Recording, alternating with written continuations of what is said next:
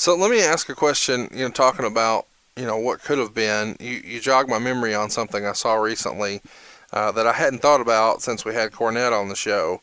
But you were talking to Cornette in '98 when you were kind of on the outs with WCW. I think it was around the time they were having a pay-per-view called Unforgiven, and they were In having it in Greensboro. like Greensboro.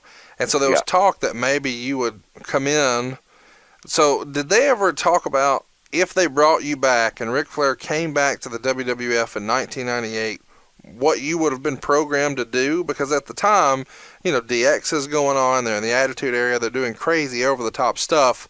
Where would you have fit in? Was that ever discussed at length with you Well, and here's the Jim? deal. Because here's what happened. I was under contract, but Bischoff fired me, so Right. I've been home, right?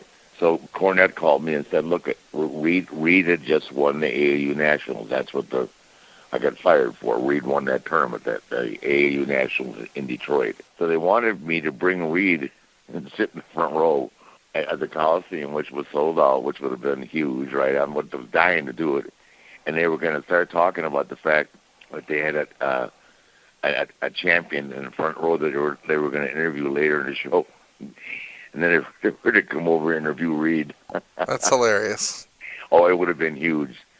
And I wanted to go, but at the same time, I wanted to go. I wanted to be with Arn and all those guys. I missed them a lot. So, and I don't know what I would have done up there. I mean, I know as short a period as it was. I mean, we had this little short run together, Arn and I, and the guys again, and then of course, they screwed that up again. But it's all part. I look back on it now; it's all part of my legacy. And but that would have been fun to have that thing with Reed. They were going to tease it, for Oh, about an hour. huge. And then have Ross walk over to him and start interviewing him. In Greensboro, they would have gotten a good reaction out of that.